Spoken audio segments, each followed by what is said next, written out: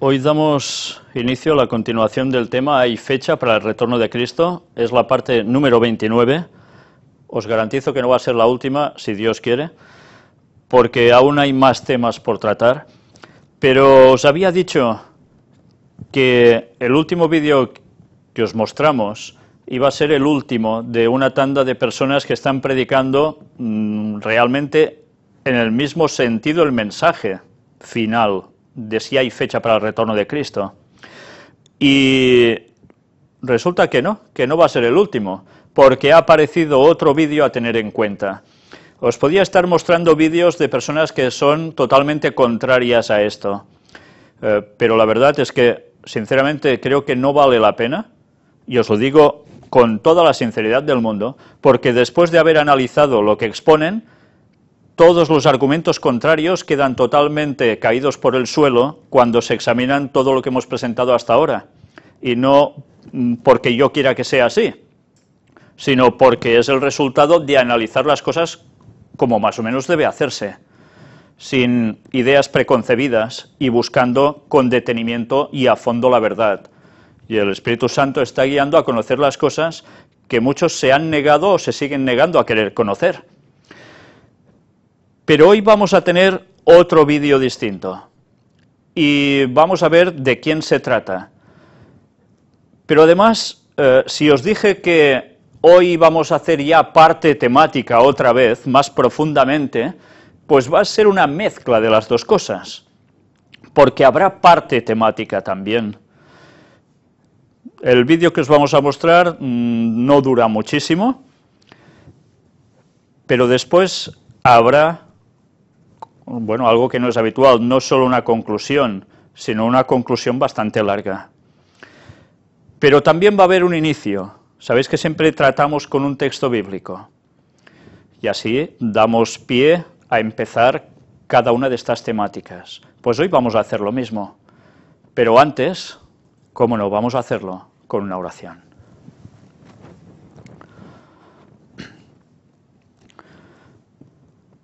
Padre nuestro, una vez más estamos ante ti para pedirte que nos des el Espíritu Santo, que nos ayude a captar, a entender.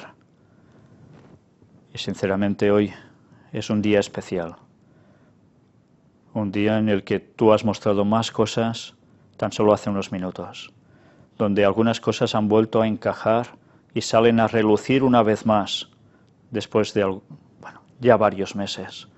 Y te lo agradecemos mucho, Señor. Y hoy es lo que queremos mostrar con tu ayuda. Bendícenos, ayúdanos a ser limpios de corazón y a tener plena sinceridad mental para saber desechar los preconceptos y esas ideas que teníamos inculcadas, no correctas. Y tú sabes, Señor, que no estamos yendo contra nada ni nadie, sino que damos tu mensaje, el mensaje que tú has querido para este fin de los tiempos, aunque algunos a esto le llamen apostasía omega. Hemos demostrado, gracias a ti, Señor, que esto no es verdad, pero te queremos pedir que nos ayudes a seguir mostrando a todo el mundo, adventistas y no adventistas, la verdad sobre este mensaje, porque el tiempo se está acabando, y eso sí que no son bromas. Y te agradecemos muchísimo, Señor, por haberlo mostrado. Perdona nuestros pecados y guíanos tú siempre. En el nombre de Jesús te lo pedimos. Amén.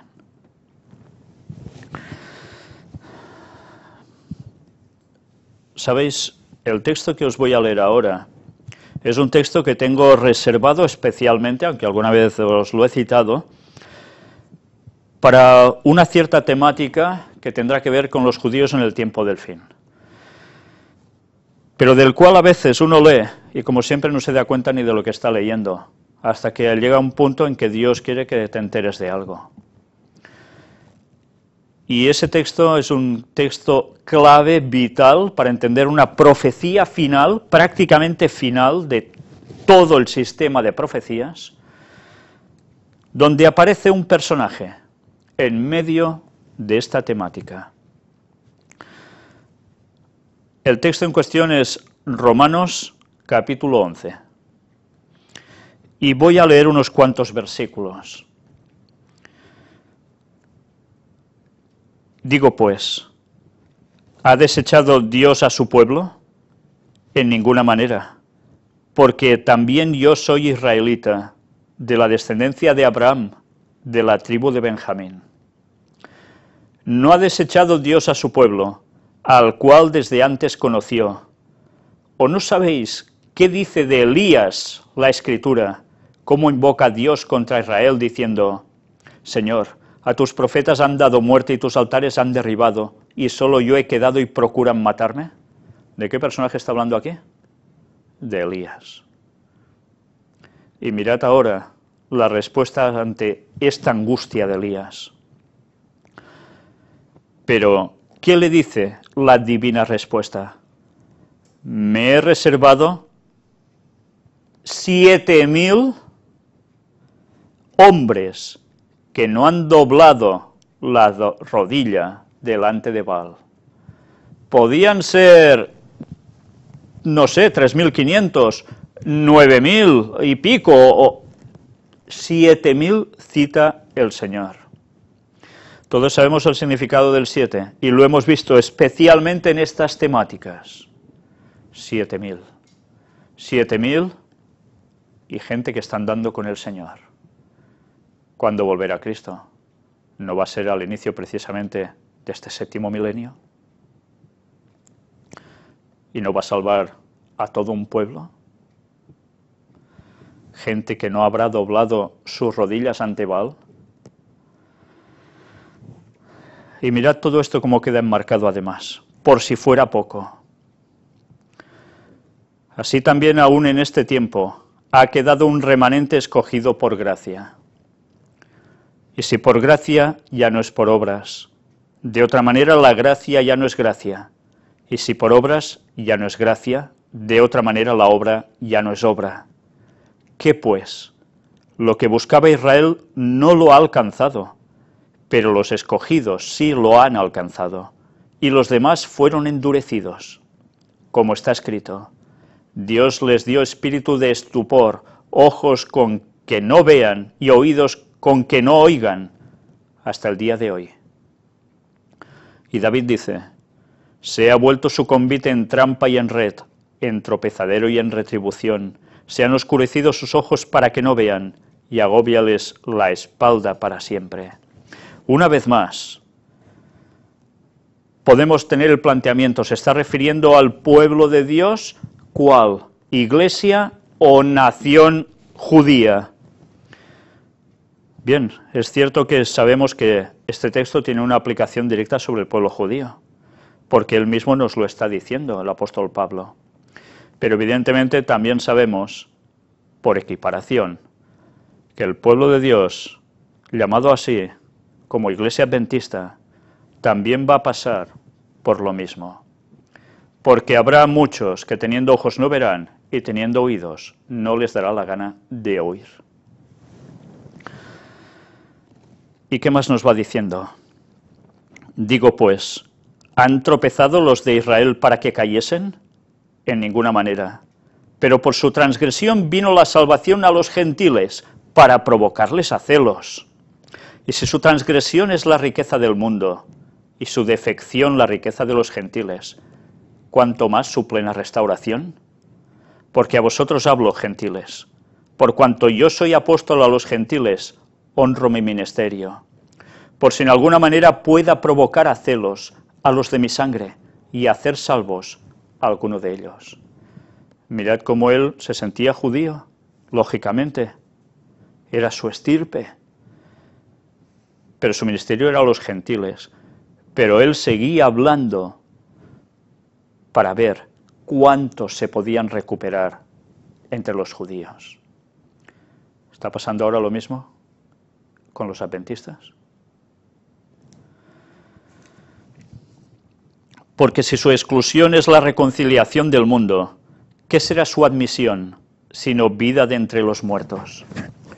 Si las primicias son santas, también lo es la masa restante, y si la raíz es santa, también lo son las ramas. Pues si alguna de las ramas fueron desgajadas, y tú siendo olivo silvestre, has sido injertado en lugar de ellas, y has sido hecho participante de la raíz y de la rica savia del olivo, no te jactes contra las ramas, y si te jactas, sabe que no sustentas tú a la raíz, sino la raíz a ti. Evidentemente no se está hablando de los judíos. Cuando los gentiles se convierten, no se pueden ensoberbecer por encima de los judíos, porque deben recordar algo. ¿Quién es el que ya estaba? Ellos. Y los demás hemos sido injertados en ese olivo. Pero todo esto se permite para algo, para que ellos a su vez, después, puedan volver a despertar. No todos, evidentemente, ya se sabe, pero sí muchos. ¿Está pasando lo mismo con este mensaje para los adventistas? Los que se están añadiendo al mensaje del ministerio del cuarto ángel, o del cuarto ángel en definitiva, de Apocalipsis 18, ¿tienen que ir contra la iglesia adventista? No. Tienen que denunciar las cosas que se hacen mal allí, pero no es lo mismo una denuncia que una crítica, y eso me gustaría que os quedase completamente claro, porque si decimos que criticar es lo mismo que denunciar, deberíamos decir que Jesús estaba criticando, que Elías estaba criticando, que los profetas estaban criticando. Ellos no criticaban, ellos denunciaban. Hay una gran diferencia. ¿Y todo esto por qué? ¿Por despreciar al olivo? No. Para ver si el olivo puede llegar a reaccionar. Y ese olivo, representado por muchos, lo va a hacer. Y mirad que nos sigue diciendo. Pues las ramas dirás, fueron desgajadas para que yo fuese injertado. Bien, por su incredulidad fueron desgajadas, pero tú por la fe estás en pie. No te ensoberbezcas, sino teme. Porque si Dios no perdonó a las ramas naturales, a ti tampoco te perdonará. Mira pues la bondad y la severidad de Dios. La severidad ciertamente para con los que cayeron, pero la bondad para contigo, si permaneces en esa bondad, pues de otra manera tú también serás cortado. Dios es claro, ¿eh? Y aun ellos, si no permanecieren en incredulidad, serán injertados, pues poderoso es Dios para volverlos a injertar. Porque si tú fuiste cortado del que por naturaleza es olivo silvestre, y contra naturaleza fuiste injertado en el buen olivo, ¿cuánto más estos, que son las ramas naturales, serán injertados en su propio olivo? Y esto es profecía. Y hay escritos de Elena White donde se nos aclara a qué se está refiriendo esto. Y es algo que nos debería hacer pensar mucho. Pero tened presente, algo va a suceder con los mismísimos judíos. Y nosotros tenemos un gran papel en juego con esto. ¿Por qué nosotros? ¿A quién se está citando en los primeros versículos? A Elías. Y aparece en este contexto. Y no decimos que el mensaje final es el que lleva el tercer Elías. ¿Hasta dónde deberá llegar este mensaje? Este capítulo nos lo está diciendo. También a los judíos. La profecía los va a despertar. Y la profecía hay que mostrarla como es. Y entonces muchos se darán cuenta. Pues bien, fijaos que nos ha estado hablando de Elías en un tiempo prácticamente final. Pues ahora vamos a ir viendo algo más. Vamos a darnos cuenta también cómo hoy habrá una temática de alguien que también ha recibido luz sobre el momento del retorno de Cristo. Y vamos a ir viendo cómo la verdad sigue siendo progresiva y cada vez más detallada. Y hoy lo vamos a ver, evidentemente, en la historia bíblica, también con las citas de Ellen White, y especialmente con un pastor adventista, Omar Grieve, director actual del programa adventista, La Voz de la Esperanza. A muchos que no seáis adventistas esto os debe sonar muy extraño, pero debéis saber que La Voz de la Esperanza es un programa radiofónico que lleva muchísimos años en antenas, en emisoras de radio, y ha llevado el mensaje de esperanza y salvación a muchísimas personas en este mundo en general. Pues bien, aquí tenéis de la página misma de La Voz de la Esperanza, con un mensaje cristiano de seguridad, de paz y de amor desde 1942. Evidentemente el director no es el mismo del principio, y aquí tenéis al pastor Omar Grieve y Nessie Pitao Grieve, son los directores actuales. Aquí nos cuenta toda la historia de La Voz de la Esperanza. Si os interesa, os detenéis la imagen y os lo leéis, pero yo me voy a centrar básicamente en los dos últimos párrafos. El pastor Omar Grieve nació en Argentina y se mudó con sus padres a Nueva York, Estados Unidos, a la edad de 8 años. Como hijo del pastor Jorge Grieve y Nila Grieve, dedicó muchos años trabajando para el Ministerio de Televisión de Ayer, Hoy, Mañana. Comenzó sus estudios de teología en Costa Rica, luego fue a la Universidad del Plata en Argentina, continuó en la Universidad de las Antillas en Puerto Rico y se graduó de la Universidad de la Unión del Atlántico en Massachusetts, Estados Unidos. Entre sus responsabilidades ministeriales, el pastor Omar Grieve fue director de ministerios hispanos y evangelista en la Asociación de Washington de la Iglesia Adventista del Séptimo Día en los Estados Unidos. También trabajó como coordinador hispano y evangelista para la Asociación de Arizona. Además, fue pastor de iglesias americanas e hispanas en Nueva York, California y Arizona. Y luego nos describe también a su esposa. Los dos están trabajando para La Voz de la Esperanza. Y como nos dice aquí, su dedicación y amor hacia las almas los impulsa. Su mayor deseo es ser parte del desenlace final de la obra de Cristo en esta tierra, y poder ver a Jesús cara a cara para agradecerle en persona el gran privilegio de haber podido trabajar en el ministerio de salvación. Este señor es Omar Grieve. Y hoy lo que vamos a ver es una predicación del año 2008 de este pastor que lleva por título 6.000 años de pecado. Y bien, vamos a ver, es un decir, porque lo único que vamos a ver es su foto, porque en verdad es un audio. No dura muchos minutos, y es más, he de deciros que los primeros minutos los he cortado porque, bueno, había una forma de hablar hacia algunos pastores o expastores que, en fin, he preferido cortarlo, porque aunque él hacía referencia a personas que habían puesto fechas al retorno de Cristo, quizás lo que se dice allí hay que cogerlo un poco con pinzas en según qué. Pero debido a que considero que no era lo mejor poner una crítica aquí, vamos a empezar su tema justo a partir de cuando él empieza a expresar ya la temática referente a los 6.000 años de pecado. Luego, si la queréis ver entera, seguro que lo podéis encontrar, supongo, por internet. Solo quiero deciros una cosa.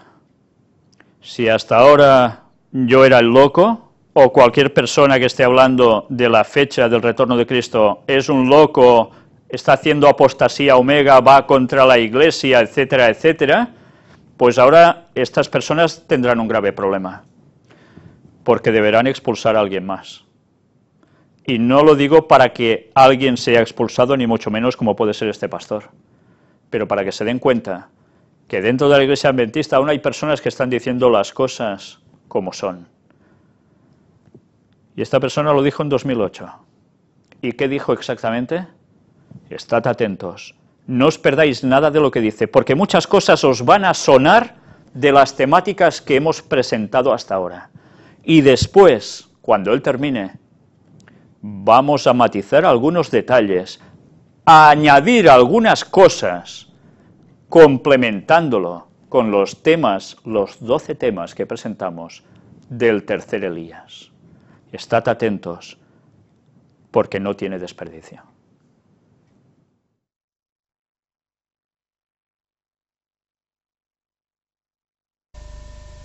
Vamos a ir a fijar fechas. Se dijo que en el Y2K iba a ocurrir algo. Se dijo que Victor Houteff en 1934 y en 1954 iba a ser el cierre de gracia y iba a comenzar la batalla de Armagedón. Veamos ahora. Vez tras vez se me ha amonestado acerca de fijar fechas. Nunca más habrá un mensaje para el pueblo de Dios que se base en el tiempo. No hemos de saber el tiempo definido, ya sea del derramamiento del Espíritu Santo o de la venida de Cristo. Pero eso no quiere decir que los marcadores del tiempo no podemos estudiarlos. Ahora veamos. Leemos aquí, en 1879 escribió esto: hay muchos de los que tomaron el nombre de adventistas, han incurrido en el error de fijar fechas para la venida de Cristo. Lo han hecho repetidas veces, pero el resultado ha sido cada vez el fracaso. Se nos declara que el tiempo definido de la venida de nuestro Señor está fuera del alcance de los mortales. Aún los ángeles que ministran a los que han de ser herederos de la salvación no conocen ni el día ni la hora. Empero del día y la hora nadie sabe. Día y hora, no marcadores del tiempo. Su origen. Los judíos místicos, cientos de años antes de Cristo, empezaron a poner fechas. Barnabás, tomando el calendario judío, pensó que Cristo vendría en el año 500 después de Cristo. En el siglo XVII, James Ussher, que usamos la cronología de él, el arzobispo de Irlanda, quiso establecer la cronología de la creación. Esta cronología aparece en los márgenes de la King James. Y estimados, hay un problema. Si seguimos esta cronología, Adán y Eva estuvieron 96 años sin pecar. No tenemos tiempo para ver todo cómo él llega a esa cronología, pero a mí no me gustaría seguir al obispo de Irlanda, sino lo que dice el Espíritu y Profecía. Guillermo Miller lo creyó lo que dijo James Ussher, siendo este parte de su pensamiento escatológico, al pensar que los 6.000 años se cumplirían en 1843 y en 1844, al mismo tiempo que la profecía de los 2.300 días. Muy bien, en el pueblo de Dios, Sylvester Bliss en 1882 empezó a hablar de los 40 años del desierto y luego lo aplicó al mensaje de John C. Wagner cuando la sierva del Señor dio una cita donde dijo: porque el pueblo de Dios no reconoció el mensaje de justificación por la fe, se ha ido al desierto como el pueblo de antaño por 40 años. Y de ahí salió que 1888 más 40 años, llegamos a 1928-29, se rechaza de vuelta el mensaje. Llegamos a Atlantic City, 1968 y 69, no se toca el mensaje de justificación por la fe. Y el año que viene se cumplen otros 40 años y empezaron a poner fechas. ¿Ok? El senador Blair en 1888 propuso una ley dominical que no pasó por 5 votos. Vemos nosotros que ahora todas las profecías se quería que se termine en la batalla turco-inglesa en el Valle de Megiddo y su relación con la batalla de Armagedón de 1917. Además, los testigos de Jehová poniendo fechas. Las predicciones de la vara del pastor, 1931, 1936, 1954, se han puesto fechas. Los 120 años de Noé, que llegarían a 1964. Todavía estamos aquí. Eduardo Sagarra, 1996-97, el Y2K. Pero ahora vamos a ver lo que el Espíritu de Profecía dice. Recuérdese que la Biblia dice retener lo bueno, descartar lo malo. Y todos estos profesores de Biblia que acabamos de hablar, que algunos han sido disciplinados, otros no sabemos dónde están, todos ellos han predicado del espíritu de profecía. Lo que ellos predican no es el asunto, es la metodología y es a quién apunta el mensaje. Vamos a ver a quién apunta el mensaje. Hace casi 2000 años se oyó en el cielo una voz de significado misterioso que partiendo del trono de Dios decía: he aquí, yo vengo. Sacrificio y ofrenda no los quisiste, empero un cuerpo me has preparado, he aquí yo vengo. En el rollo del libro está escrito de mí para hacer, oh Dios, tu voluntad. Ok, vemos ahora un periodo de la iglesia. La oración de Cristo, veamos, no es solo en favor de los que ahora son sus discípulos, sino de todos los que crean en Jesús por medio de la palabra de sus discípulos. Hasta el fin del mundo, Jesús estaba por entregar su vida para sacar a la luz la vida y la inmortalidad. Cristo, en medio de sus sufrimientos y del rechazo de que es objeto todos los días por parte de los hombres, observa a través de 2000 años a su iglesia que existirá en los días finales. 2000 años se cuenta desde la venida de Cristo, la crucifixión, el bautismo. Alrededor de ese tiempo está hablando que vamos a ver aquí, va la iglesia a florecer por 2000 años. Y ahora veamos, aquí le puse algo en inglés. ¿Y por qué lo puse? Porque es tan exacto que tengo que ponerlo como fue escrito. Y aquí dice así: por más de 4000 años ha continuado la transgresión de Dios y la ley de Dios. 2000, 4000, ahora vamos a ver 6000. A la mitad de la semana hará cesar el sacrificio y la ofrenda. En el año 31 después de Cristo, 3 años y medio después de su bautismo, nuestro Señor fue crucificado. Con el gran sacrificio ofrecido en el Calvario, terminó aquel sistema de ofrendas que durante 4000 años había prefigurado al Cordero de Dios. Desde el momento que Adán y Eva empezaron a sacrificar, aquí nos dice que pasaron 4000 años hasta la venida del Mesías. Ok, sigamos adelante. Habría sido una humillación casi infinita para el Hijo de Dios revestirse de la naturaleza humana, aun cuando Adán poseía la inocencia del Edén. Pero Jesús aceptó la humanidad cuando la especie se hallaba debilitada por 4000 años de pecado. Parece ser que la sierva del Señor, y perdonen que pase aquí, parece ser de que la sierva del Señor está diciendo un tiempo exacto de la existencia entre el año 1 y el año entre la primera venida de Cristo y su crucifixión. No da el día exacto, porque nadie sabe el día y la hora. Como cualquier hijo de Adán, aceptó los efectos de la gran ley de la herencia. Y la historia de sus antepasados terrenales demuestra cuáles eran aquellos efectos. Mas él vino con una herencia tal para compartir nuestras penas y tentaciones y darnos el ejemplo de una vida sin pecado. Amén por eso. Ahora, deseado todas las gentes. En primer lugar, Jesús aceptó la humanidad cuando la especie se hallaba debilitada por 4000 años de pecado. Como cualquier hijo de Adán, aceptó los efectos de la gran ley de la herencia. La gran ley de la herencia.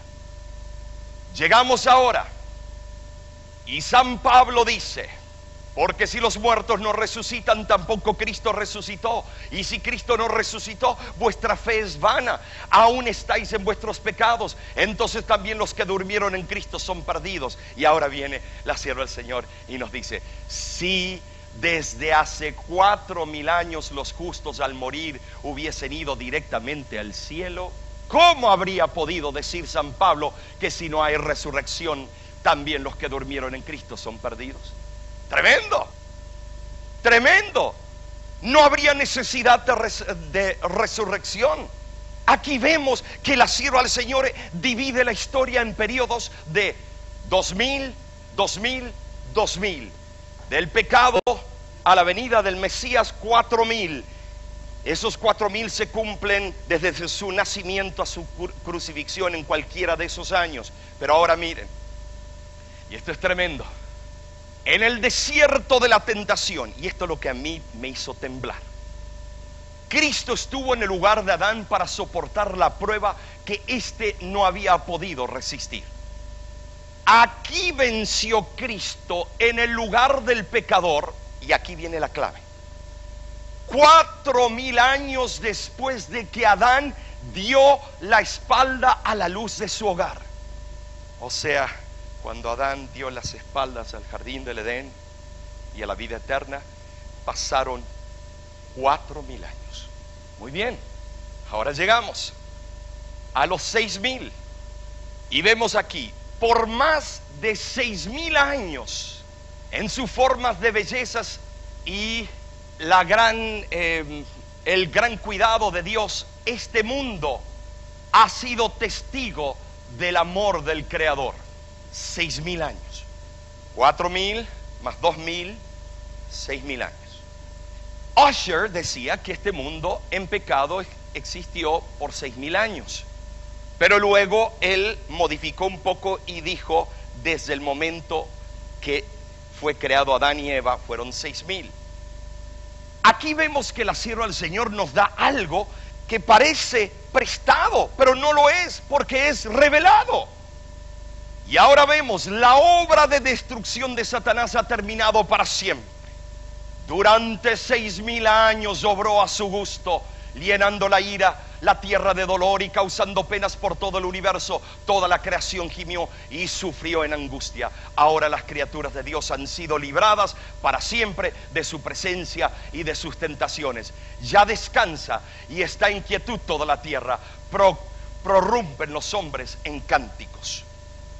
En el libro de Jeremías capítulo 4 es interesante cuando leemos del 22 al 25 o más. ¿Qué nos dice? Miré al cielo y no había más aves. Miré a la tierra, ya no había más sus seres humanos. La tierra se temblaba y estaba vacía. Miré a los astros y ya no había más sol ni luna. Jeremías capítulo 4. Léanlo del 22 en adelante. Y estimados, y lean el contexto inmediato y el amplio. Cuando yo leo a Jeremías capítulo 4, me doy cuenta de que cuando Cristo venga, ¿qué dice Apocalipsis 21? Y no habrá más sol ni necesidad de luna, porque ¿quién será la luz? ¿Ustedes se acuerdan lo que ocurre en la cuarta plaga? De la cuarta a la sexta plaga, el sol calienta ¿cuántas veces? Y luego, ¿qué pasa con el sol?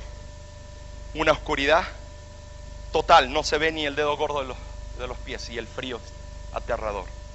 Las tinieblas envuelven. Sea lo que sea, dice, ya descansa y está en quietud toda la tierra. Prorrumpen los hombres en cánticos. ¿Quién? Los justos, no hay otro. Sabemos que Isaías está hablando de los justos. Ahora, estimados, el hombre salió de su Creador perfecto en su estructura y hermoso en su forma. El hecho que durante 6000 años haya soportado el peso siempre creciente de la enfermedad y el crimen es una prueba concluyente del poder de resistencia del cual fue dotado. Tu genética, está hablando aquí de la genética que heredamos de Adán y Eva. Seremos de diferentes colores, seremos de diferentes lenguas, diferentes tamaños, pero todos venimos del mismo padre y madre, Adán y Eva. ¿De qué color es la piel de Dios? No vamos para ese lado, de paso, ustedes saben cuál es la única mención de cabellera roja o piel roja. Es el nombre de Adán. La palabra Adán en el hebreo es hombre de cabeza roja, cabelleras rojas, y algunos dicen de piel roja. Sea lo que sea, ¿de qué color es la piel de Dios? No interesa, lo que interesa es estar con Dios cuando venga y nos llame. Ahora miren, el hogar cristiano Página 489.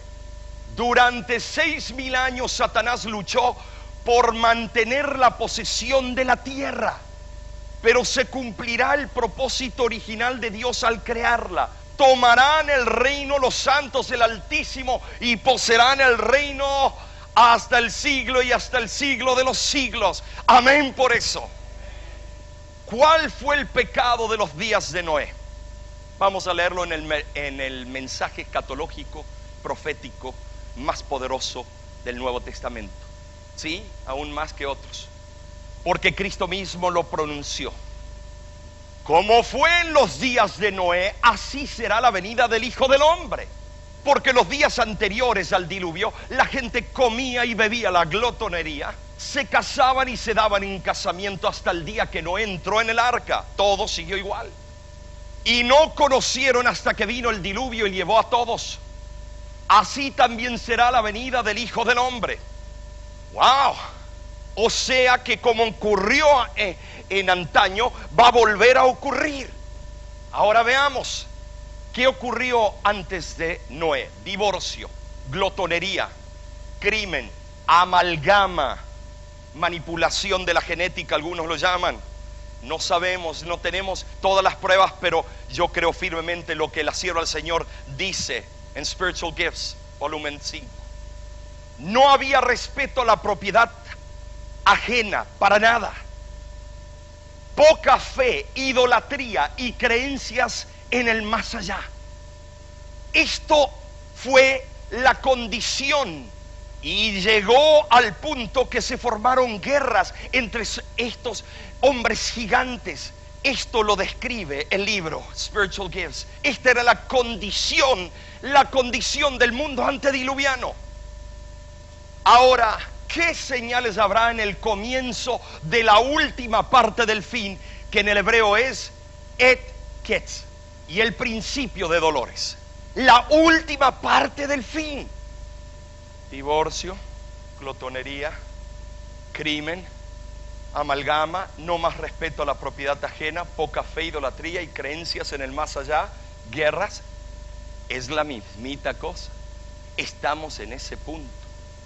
Cristo ya viene. No hay tiempo que perder. Se nos enseña además que menospreciar su aviso y negarse a averiguar cuándo su advenimiento esté cercano será tan fatal para nosotros como lo fue para los que viviendo en días de Noé no supieron cuándo vendría el diluvio. En una parte la sierva del Señor dice que no debemos poner fechas, pero aquí nos dice, nos reta, nos invita, nos dice que si no estudiamos cuándo será la venida del Hijo de Dios, cometemos dice algo fatal, algo mortal, nos va a llevar a la perdición. Mi pueblo por falta de estudio perecerá. Ahora miren, velad pues, no sea que viniendo de repente os halle dormidos. Peligroso es el estado de aquellos que cansados de velar, y la palabra velar en el griego es gregoreo, estar alerta. Si alguien se llama Gregorio, ya sabe, una persona alerta. Mientras el hombre de negocios está absorto en el afán del lucro, mientras el amigo de los placeres corre tras ellos, mientras la esclava de la moda está ataviándose, puede llegar el momento cuando el juez de toda la tierra pronuncie la sentencia. Ha sido pesado en balanza y ha sido aliado fal. Ahora, veamos ahora. Aquí vemos que todo terminará alrededor del año 6000. Pero ¿cuándo cae el año 6000? Durante 6000 años la obra de rebelión de Satanás, durante 6000 años su prisión ha recibido el pueblo de Dios. Línea profética que la hermana White está usando. Vamos a ver. Entrada del pecado. Tenemos que llamarlo año 1 porque ahí empieza a regirse tiempo y espacio. Porque cuando nosotros tengamos la inmortalidad y seamos glorificados, no estamos sujetos a tiempo, seremos inmortales. Y el espacio, sí, tendremos nuestro espacio, pero estimados, ya cuando empieza el reloj atómico, estimados, podemos decir que el tiempo, desde el momento que hubo rotación y traslación, inutación. Hubo tiempo, pero no había necesidad de anotarlo. Ahora había una necesidad. Porque al Dios darnos 6.000 años, al Dios darnos años, al Dios darnos marcadores del tiempo, no día y fecha de su venida, porque si no estaríamos una semana antes preparándonos y liquidando todas las deudas. Dios lo que hizo, ¿qué es? De la entrada del pecado pasan 4.000 años, pero no nos dice el año exacto. A veces las citas que le leí era el nacimiento de Cristo, a veces era en el bautismo de Cristo, el desierto de la tentación, y a veces las citas que les leí, que se cumplieron los 4.000, era en la crucifixión. Por lo tanto, sabemos que alrededor de esta fecha, de acuerdo a la sierva del Señor, se cumplen 4.000 años de historia en pecado. Lo leímos, no lo pongamos en duda. Alrededor, no sabemos el día y la fecha, pero leímos al principio que desde el momento que Cristo vino hasta que la iglesia sea llevada, la iglesia triunfante sea llevada al cielo, pasarán 2.000 años. Hay que añadir 2.000. Si añadimos, quiere decir que llegamos ¿a qué fecha? Al 2027, 2031, y es el año 6.000. Ahí está el grave problema, cuando utilicemos el espíritu de profecía y la Biblia para nuestras propias conveniencias. Estimados, lo que esto está diciendo la sierva del Señor, Cristo viene aún antes de lo que ustedes piensan. Cristo está a las puertas. Las señales lo dicen. Esta semana vamos a ver la señal de señales. Estimados, Cristo viene pronto. Podemos poner estas fechas, estos parámetros, pero ¿qué ganamos con hacer eso? Aunque contamos los 4.000 años exactos, pero estos 2.000, ¿qué sabemos lo que pasó con el calendario de los tiempos? No podemos nosotros aventurarnos, porque lo que hacemos es vivir en una profecía que no se aplica a Cristo, sino se aplica al sensacionalismo que a mí me conviene. En 1886 puede parecer que la iglesia está por caer, y generalmente muchos de estos predicadores ven los grandes errores de los líderes, y que los tienen, la verdad, lo he visto. Ven los grandes problemas que tenemos nosotros, que tienen los líderes de la iglesia local, que tiene el resto. Pero estimados, la iglesia, aunque parezca que va a caer, no caerá. Ella permanece en pie, mientras los pecadores que hay en Sión son tamizados, mientras la paja es separada del trigo precioso. Y generalmente los grupos que ponen fechas son separadores de la paja. Quieren separar la paja, y nadie ha sido llamado a separar la paja excepto la obra del Espíritu Santo y el ángel con tintero de escribano. Ahora, es una prueba terrible, y sin embargo tiene que ocurrir. ¿Qué cosa? Mientras la paja es separada del trigo. Pero aquí no dio el nombre de un movimiento, de una persona que va a hacer esto. Ahora miren, la piedra mesiánica del juicio divino. Ustedes se acuerdan que les dije esta mañana que la piedra de Daniel 2 es una piedra de juicio. Es el proceso de un juicio que se gesta en el cielo, no con mano humana, cuando va el Hijo hacia el Padre y le da toda la autoridad. ¿Se dieron cuenta ustedes, estimados? Todos los reinos del anticristo serán juzgados, y solo perdurará el reino de Dios. Pero ¿a dónde se establece el reino de Dios? Primeramente, aquí en la tierra. El reino espiritual, el reino físico ya lo conocéis, ese lo esperamos. Pero aquí hay un pueblo que ya está viviendo en el reino y que reconoce al Rey del reino y sus 10 mandamientos. Un pueblo que reconoce que los 3 mensajes de los 3 ángeles terminan en Apocalipsis 18 en el mensaje global, el fuerte pregón, el tiempo de los mártires. Porque cuando empieza el celo de la iglesia primitiva, comienza la persecución. Porque cuando comience a vivir la piedad, la iglesia como lo era antes, va a molestar a los que nos rodean. Y solo perdurará el reino de Dios. La piedrecita, les dije, viene. Viene un reino establecido por Cristo a destruir el resto de los reinos. Ese es el pueblo de Dios. Tú eres parte del pueblo de Dios. Pongo en duda que una rebelión genuina sea curable alguna vez. Cuando nos rebelamos contra el pueblo de Dios, cuando nos rebelemos contra su mensaje, contra todo aquello que parece que es nefasto, pongo en duda que una rebelión genuina sea curable alguna vez. Cuidado a quien miráis y a quien estamos siguiendo. El cumplimiento de las profecías de Daniel debía alcanzar hasta un futuro lejano. Daniel debía descansar en la tumba, pero hasta el tiempo. Y les dije que el último versículo de Daniel capítulo 12 dice: tú, Daniel, descansa y al fin de los días te levantarás.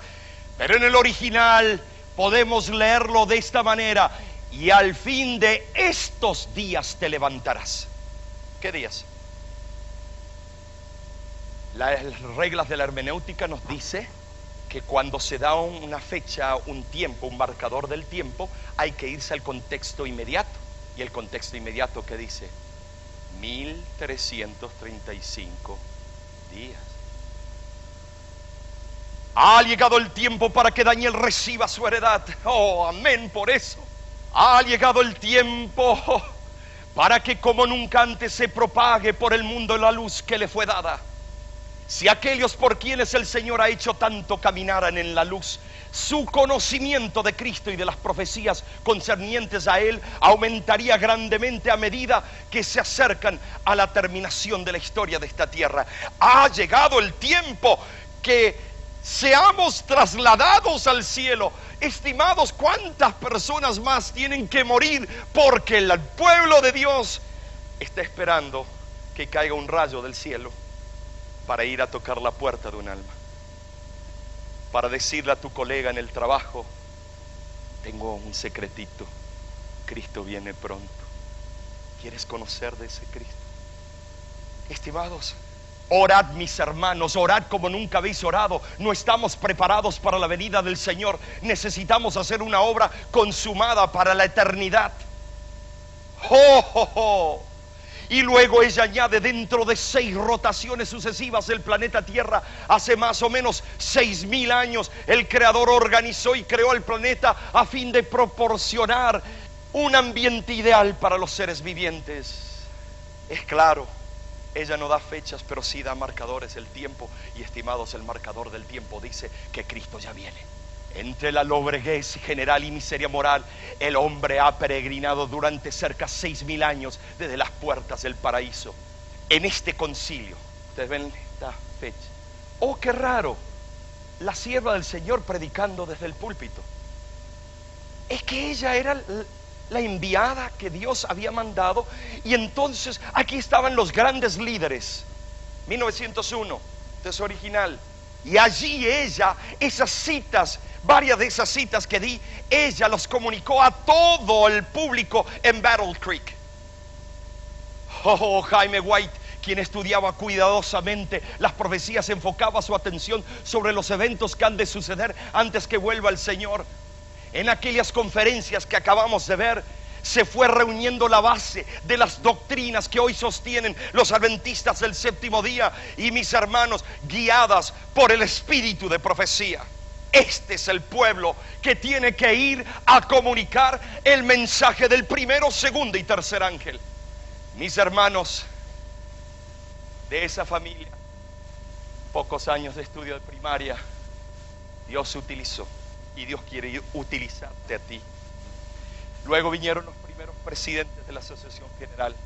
Algunos no fueron favorables al estudio de la profecía, como Daniels, aquí lo vemos. Pero otros Eran hombres diligentes que estudiaban día y noche porque sabían que este es el pueblo elegido por la profecía para ser el pueblo, el último, el único que iba. Y aquí te doy el ejemplo. Al pastor Miranda y a 2 teólogos más lo citaron al Vaticano para responder 3 preguntas. Me senté con el pastor Miranda a hablar en forma personal y me voy a dedicar. Le preguntaron de la inmortalidad del alma, si los adventistas nos uniríamos bajo el comando de la iglesia de Roma para unir todas las iglesias. Y ya saben la respuesta: no, no y no. Pero aquí vino la pregunta que le hizo uno de los líderes y le preguntó esto: si el protestantismo, la protesta ya acabó, el protestantismo ha muerto, no tiene la fuerza de antes y es algo que no existe, porque ustedes están empecinados en seguir. Y le contestó nuestro líder: es que la iglesia adventista es la única que no se ha olvidado en protestar. Seguimos siendo protestantes porque protestamos, y es la única iglesia que no se ha olvidado a protestar. Terminó la reunión, lo citaron una segunda vez, no tengo el reporte de eso, segunda y tercera vez, pero eso quedó en mi mente. Mis hermanos, el mensaje de la Odisea se aplica a todos los que afirman que son cristianos. Los adventistas del séptimo día han reconocido por más de un siglo que el mensaje a los laodicenses también tiene una aplicación especial para ellos, pero no la que dice que estoy al punto de vomitar. No puede ser, no puede ser. Jaime White sostenía que la batalla del Armagedón es la batalla entre Cristo y las naciones de los impíos en ocasión de la segunda venida de Cristo. Otros dicen que no, que Siria y Turquía tiene algo que ver. Lo que yo sí sé es que todo se está por desencadenar ya. Cristo viene. ¿Y tú lo crees? Permítame decir que hay 2 lagos de fuego, uno en cada extremo de los 1000 años. ¡Qué bárbaro es! Hermanos, el último libro del Nuevo Testamento está lleno de verdades que necesitamos entender. Pronto se cumplirán las predicciones incumplidas del libro de Apocalipsis. Predicciones incumplidas. El que dice que toda profecía acabó en 1844 es que no ha leído el Espíritu Profecía, porque hay profecías que están por cumplirse. La línea profética no acabó en esa fecha, sino se reafirmó. La línea profética no acabó allí. La sierva del Señor nos dice que el día principio por año ya no es más después de esa fecha. Pero estimados, aquí ella nos dice que hay varias profecías de Apocalipsis que todavía se tienen que cumplir. Por lo tanto, esta iglesia sigue siendo un movimiento profético que no murió en esa fecha, sino seguimos viviendo hasta que Cristo venga. El reino de los cielos vendría, y aquí esto lo dejo, sin duda el primer escritor cristiano que intentó identificar a Daniel capítulo 12, los 1335 días, y al rey del norte, Daniel 11:36, es el anticristo, una persona maligna. Dijo: ¿quién fue? Hipólito. Para Hipólito los 1290 y 1335 de Daniel 12 relacionados entre sí eran meramente días. Los 1290 días representan el periodo de la guerra del anticristo contra los santos, y el reino de los cielos vendría para que los que sobrevivieran a los 45 días posteriores, es decir, hasta el fin de los 1335. Eso creían los primeros padres de la iglesia. Cirilio de Jerusalén menciona estos días, que es la lucha del anticristo. Jerónimo escribió: pero nuestro pueblo piensa que todas estas cosas se profetizan acerca del anticristo, quien existirá en el último tiempo. ¿Ustedes creen que esos hombres de la iglesia cristiana primitiva no conocían estas profecías? Claro que las conocían y las estudiaban, y claro que Dios los iluminaba, muchos de ellos. Teodoro de Ciro. Y ahí llegamos aquí a los más contemporáneos. No tenemos tiempo, pero mis hermanos, este fue el que cambió todo. El pastor estuvo tratando un poco y aquí vemos algunas cosas que ocurrieron, que cambiaron la filosofía cristiana mundial. Pero el pueblo de Dios sabe muy bien que Daniel está al punto de levantarse. Y algunos se preguntarán, ¿cómo usted sabe eso? Terminemos con esto. Hebreos, capítulo 11, versículo 39. Os digo algo, que si la resurrección de Daniel es después de estos días, y estos días no se cumplieron en algún momento en el pasado, veamos esto. Y todos estos, hablando del capítulo de la fe, de todos los grandes patriarcas, inclusive, y todos estos, aunque aprobados por el buen testimonio de su fe, no recibieron el cumplimiento de la promesa. La promesa que se hizo a Daniel aún está en el futuro. No se cumplió con fulano o mengano, no se cumplió con este y aquel. La promesa de Daniel es después de un tiempo marcado exactamente en la Biblia. Por eso el Señor dice, estudiad las profecías de Daniel capítulo 11 y 12, porque ellas os dirán en el tiempo que os encontráis. Pobre Daniel todavía está esperando ahí. Tendré que yo irme al descanso, estimados, tú y otros más. Pues estimados, el Señor te está haciendo un llamado. Cristo viene pronto. Te hallas listo para encontrarte con tu Señor. Apareja un lugar para Él en tu corazón. Estas reuniones no pueden ser solamente información, sino van a ser dirigidas al autor de la vida, al que va a llevar a tus vecinos y a tus amigos y familiares a los pies de la cruz del Calvario. ¿Quién en esta tarde está dispuesto a decirle al Señor, yo estoy contigo, voy a predicar el mensaje del tercer ángel? Amén. Que Dios os bendiga. Pues bien, nosotros no solo vamos a predicar el mensaje del tercer ángel, vamos a hacer también el del cuarto ángel, que es lo que estamos haciendo. Y mirad cómo él ha estado hablando de los periodos finales del libro de Daniel, capítulo 12, como días literales y como algo de futuro. De eso trataremos también próximamente, si Dios quiere. Es un tema que hace tiempo que quiero poder mostrar, pero antes de hacerlo, primero será necesario tratar el tema de los judíos, aunque quizás otra persona de nuestro ministerio también haga eso. Y hay algo que sí llama la atención. Él dice que nadie va a separar el trigo de la cizaña, que eso es cosa divina, y es cierto. Nadie tiene que ir a la iglesia y decir, tú vas a ser salvo y tú no. Pero eso va a ser causa de un mensaje, y eso debemos recordarlo. La labor del tercer Elías va a causar precisamente esto. La predicación del mensaje del cuarto ángel de Apocalipsis 18 va a causar la separación entre el trigo y la cizaña. Viene dada por un mensaje, no porque nadie vaya a cada iglesia y les diga tú sí, tú no, sino por la recepción de cada uno sobre ese mensaje. Y ese mensaje, ya veis que también engloba la fecha del retorno de Cristo.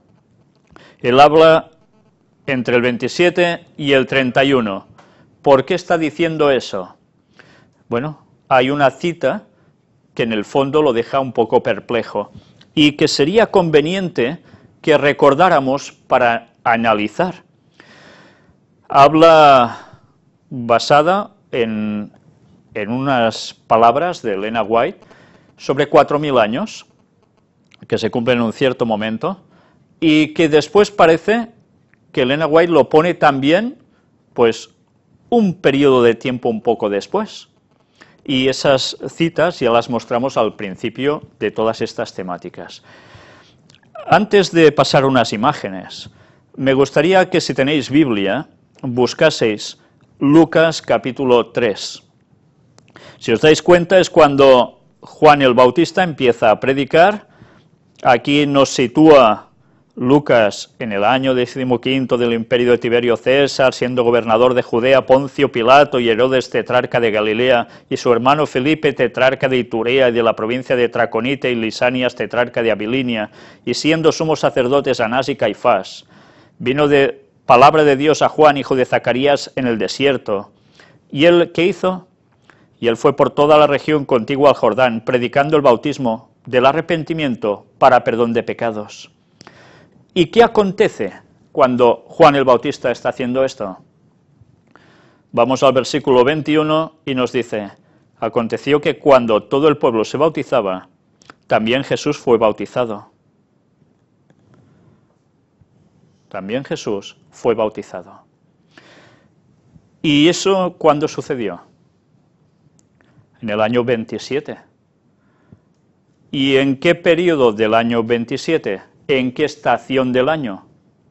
En otoño. Si avanzamos un poco, después de la genealogía de Jesús, que ya vimos todo lo que nos indicaba, llegamos al capítulo 4, que nos dice: Jesús, lleno del Espíritu Santo, volvió del Jordán y fue llevado por el Espíritu al desierto por 40 días, y era tentado por el diablo. Y ya sabéis qué sucedió después de esas tentaciones. Jesús, ¿qué hizo? Venció. Y después, ¿qué sucede? Empieza su ministerio. Y Jesús volvió en el poder del Espíritu a Galilea, y se difundió su fama por toda la tierra de alrededor, y enseñaba en las sinagogas de ellos, y era glorificado por todos. Y después sigue diciendo: vino a Nazaret, donde se había criado, y en el día de reposo entró en la sinagoga, conforme a su costumbre, y se levantó a leer, etcétera, etcétera. ¿Qué conclusión vamos a sacar de estos textos? Una vez más, vamos a recordar la cita de Ellen White, que ahora veremos en imágenes, y también deberemos recordar las temáticas sobre el tercer Elías. Esta cita de Ellen White la debemos enmarcar buscando su encaje en la profecía final. Aparecen Mensajes Selectos, tomo 1, y es esta, que ya mostramos en su inicio, de todas estas temáticas. En el desierto de la tentación, Cristo estuvo en el lugar de Adán, para soportar la prueba que éste no había podido resistir. Allí venció Cristo en lugar del pecador, 4000 años después de que Adán dio la espalda a la luz de su hogar. Separada de la presencia de Dios, la familia humana se había apartado cada vez más, en cada generación sucesiva, de la pureza, la sabiduría y los conocimientos originales que Adán poseyera en el Edén. Cristo llevó los pecados y las debilidades de la raza humana, tal como existían cuando vino a la tierra para ayudar al hombre. Con las debilidades del hombre caído sobre él, y en favor de la raza humana, había de soportar las tentaciones de Satanás en todos los puntos en los que pudiera ser atacado el hombre. Aquí nos dice lo de los 4000 años, y nos lo sitúa ¿en qué momento? En el desierto, en la tentación de Satanás sobre Jesús. Claro, al leer esta cita, uno dice entonces, no es exactamente en el año 31, cuando Cristo muere en la cruz, que acontece en esos 4000 años, y que Ellen White deja tan remarcadamente claro que es así. ¿Qué diferencia de tiempo hay entre esto y la otra cita cuando Jesús muere en la cruz? ¿Qué diferencia de tiempo en la vida de Jesús me estoy refiriendo? Vamos a ir viendo y ahora comprenderemos muchas más cosas. Recordemos precisamente tres textos bíblicos referidos a la persecución a Elías durante los 3 años y medio sin lluvia. Primera de Reyes, capítulo 17, del 1 al 7 nos dice: entonces Elías Tisbita, que era uno de los moradores de Galaad, dijo a Acab: vive Jehová Dios de Israel, en cuya presencia estoy, que no habrá lluvia ni rocío en estos años, sino por mi palabra. Y vino a él palabra de Jehová diciendo: apártate de aquí y vuélvete al oriente. y escóndete en el arroyo de Querit, que está frente al Jordán. Beberás del arroyo, y yo he mandado a los cuervos que te den allí de comer. Y él fue e hizo conforme a la palabra de Jehová, pues se fue y vivió junto al arroyo de Querit, que está frente al Jordán. Y los cuervos le traían pan y carne por la mañana, y pan y carne por la tarde, y bebía del arroyo. Pasados algunos días se secó el arroyo, porque no había llovido sobre la tierra. Sería muy conveniente que las personas que no han visto las temáticas del tercer Elías, que presentamos justo antes como el camino que nos iba a introducir a las temáticas de Hay fecha para el retorno de Cristo, las vieran enteras. Porque a partir de allí llegarían a comprender lo que ahora vamos a explicar, pero con unos detalles creo que bastante profundos. ¿Os dais cuenta que aquí se habla de lluvia? ¿Os dais cuenta de un texto que nos sirvió también de punto de partida para estas temáticas, donde también se habla de lluvia? Y se nos habla de un tiempo. Elías dice que no va a llover, y no llovió. Mirad el segundo texto, 1 de Reyes 18, del 41 al 46. Entonces Elías dijo a Acab: sube, come y bebe, porque una lluvia grande se oye. Acab subió a comer y a beber, y Elías subió a la cumbre del Carmelo, y postrándose en tierra, puso su rostro entre las rodillas. Y dijo a su criado: sube ahora, y mira hacia el mar. Y él subió y miró y dijo: no hay nada. Y él le volvió a decir: vuelve 7 veces. Antes hemos visto 7.000 que no habían doblado sus rodillas ante Baal. Hablábamos de Elías. Tiempo final. Y ahora, mira, 7 veces. A la 7ª vez dijo: yo veo una pequeña nube, como la palma de la mano de un hombre que sube del mar. Y él dijo: ve y di a Acab: unce tu carro y desciende, para que la lluvia no te ataje. Mirad cómo está relacionando la lluvia con el momento de la venida de esa nube como la palma de la mano de un hombre. ¿Os acordáis de la segunda venida de Jesús? ¿No es la misma descripción? ¿A qué lluvia se estará refiriendo? Y aconteció, estando en esto, que los cielos se oscurecieron con nubes y viento, y hubo una gran lluvia. Y subiendo Acab vino a Jezreel. Y la mano de Jehová estuvo sobre Elías, el cual ciñó sus lomos y corrió delante de Acab hasta llegar a Jezreel. Y también, sabéis, sería bueno que miraseis los temas de puertas dimensionales, especialmente donde estuvimos hablando también de lluvia. Esas palabras, esas raíces, pero que volveremos a hacer para tratar de un cierto texto y que nos va a servir para el englobe definitivo de todo. Lucas 4, mirad este otro texto, del 14 al 20 nos dice: y Jesús volvió en el poder del Espíritu a Galilea, y se difundió su fama por toda la tierra de alrededor, y enseñaba en las sinagogas de ellos y era glorificado por todos. Vino a Nazaret, donde se había criado, y en el día de reposo entró en la sinagoga conforme a su costumbre, y se levantó a leer, o sea, un sábado. Y se le dio el libro del profeta Isaías, y habiendo abierto el libro, halló el lugar donde estaba escrito. Recordemos que abrir el libro significaba desenrollarlo, El Espíritu del Señor está sobre mí, por cuanto me ha ungido para dar buenas nuevas a los pobres. Me ha enviado a sanar a los quebrantados de corazón, a pregonar libertad a los cautivos y vista a los ciegos, a poner en libertad a los oprimidos, a predicar el año agradable del Señor. Y enrollando el libro, lo dio al ministro y se sentó. Y los ojos de todos en la sinagoga estaban fijos en él. Jesús vino a predicar el año agradable del Señor. Y si estamos viendo toda la equiparación con el tiempo final, ¿qué va a hacer precisamente el pueblo de Dios?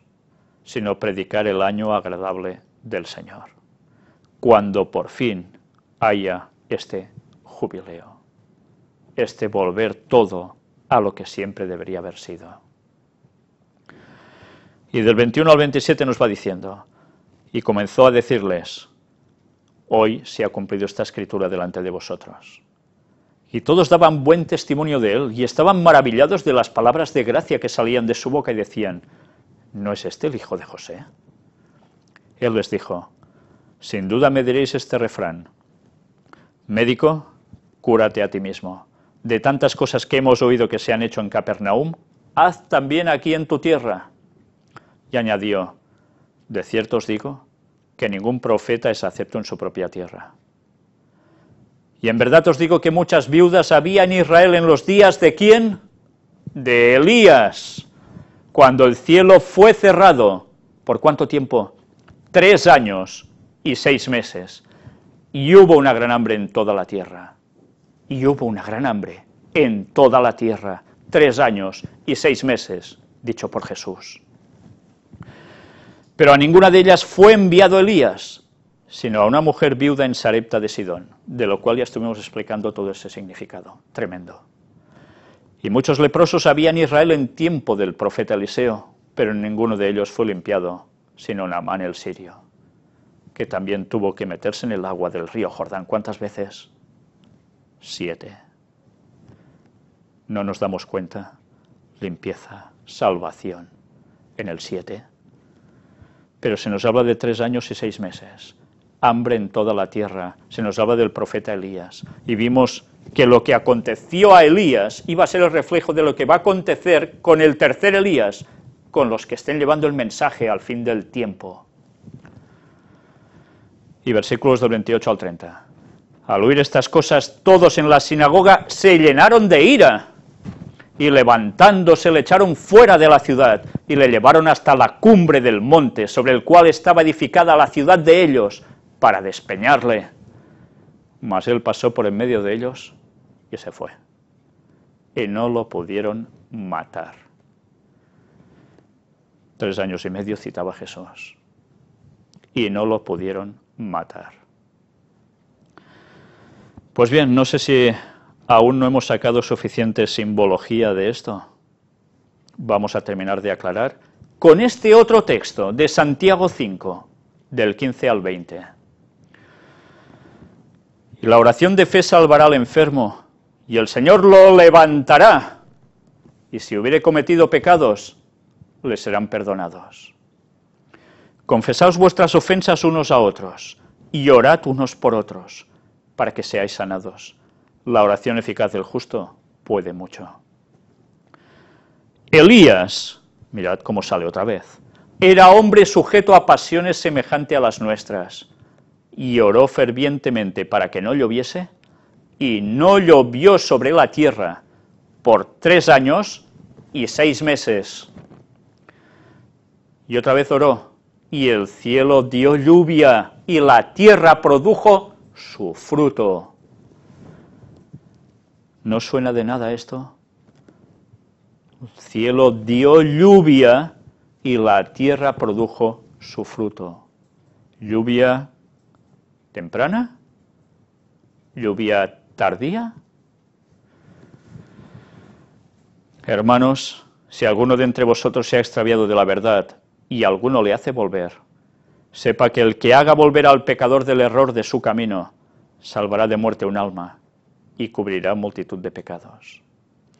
El mensaje del tercer Elías es un mensaje que tiene también que hacer volver a los que están en el error al camino correcto. Se van a salvar almas, se van a cubrir multitud de pecados. Y eso ya está sucediendo, y aún va a suceder más. ¿Cuántas personas que se han apartado del camino están volviendo por el mensaje del cuarto ángel? ¿Cuántos testimonios hemos recibido ya de ello? Y muchos más que vamos a recibir seguro. Pero no quisiera olvidar este texto. Oseas 6 del 1 al 3. Hemos analizado los 2 primeros. Venid y volvamos a Jehová, porque Él arrebató y nos curará, hirió y nos vendará. Nos dará vida después de 2 días. Acabamos de ver también el alzar, ¿verdad? En el tercer día nos resucitará y viviremos delante de Él. Y ahí está el versículo 3 que aún no hemos llegado a tratar. y que lo deberemos hacer próximamente.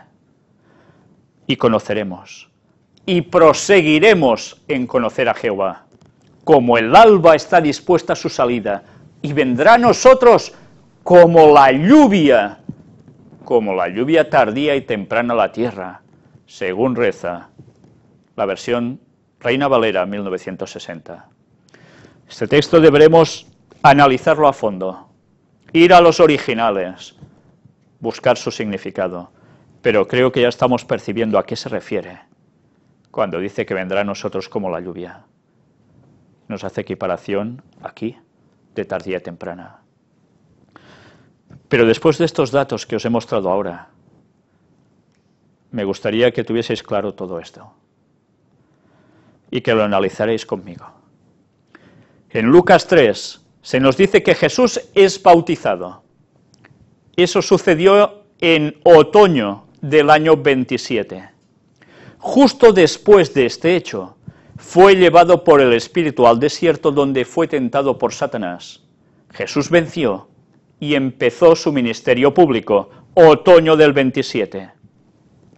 En otoño se cumplen algunas fiestas judías. Su simbología también se aplicó a Jesús y eso lo deberemos ver más adelante. Pero tened esto presente, ¿eh?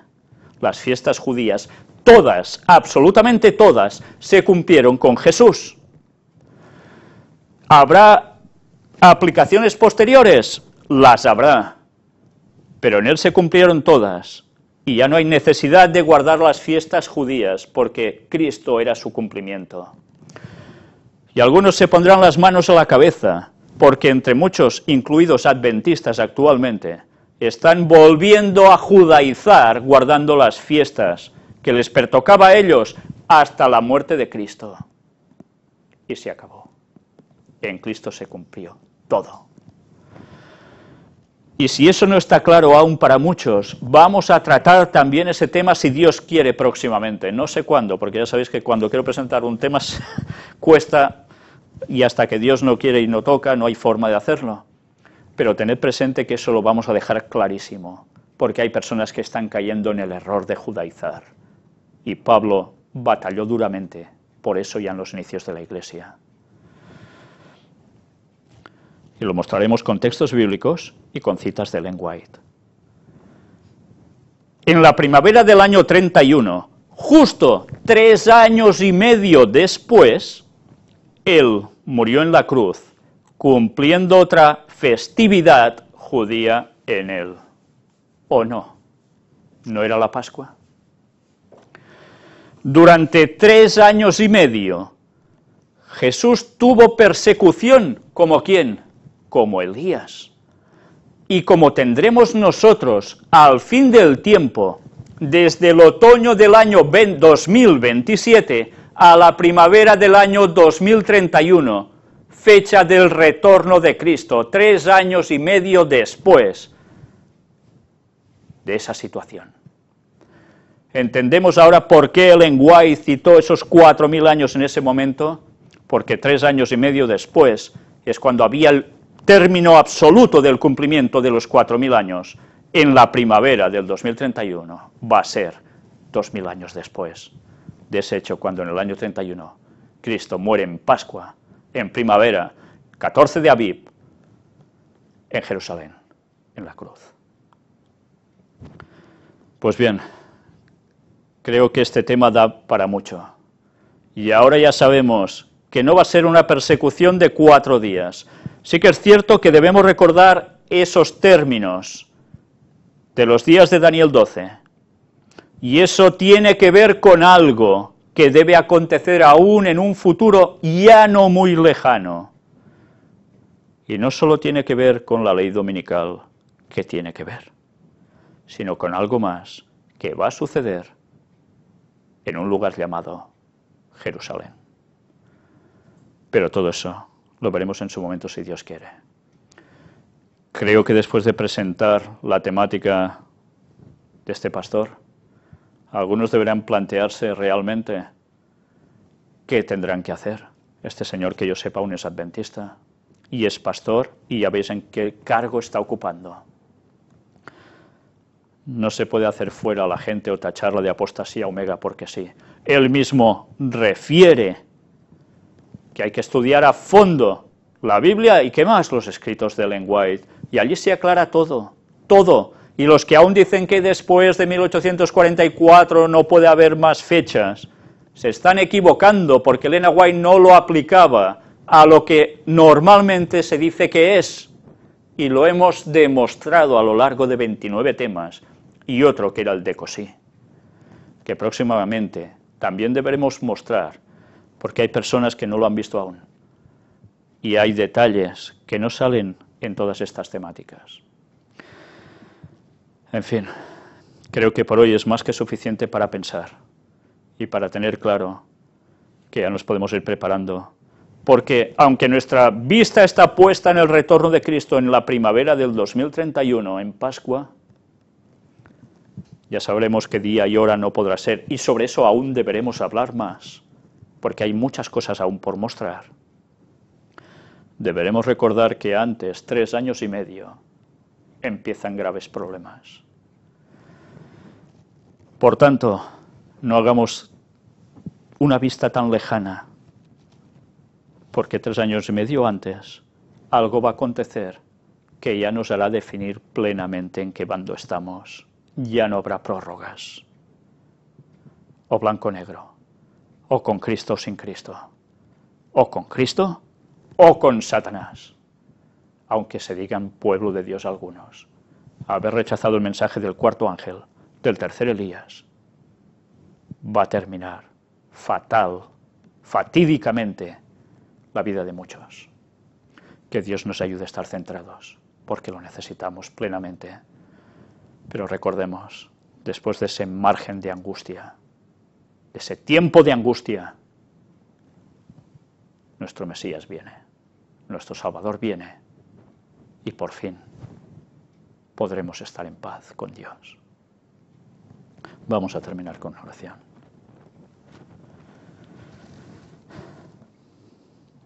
Padre, te estamos muy agradecidos por tus palabras.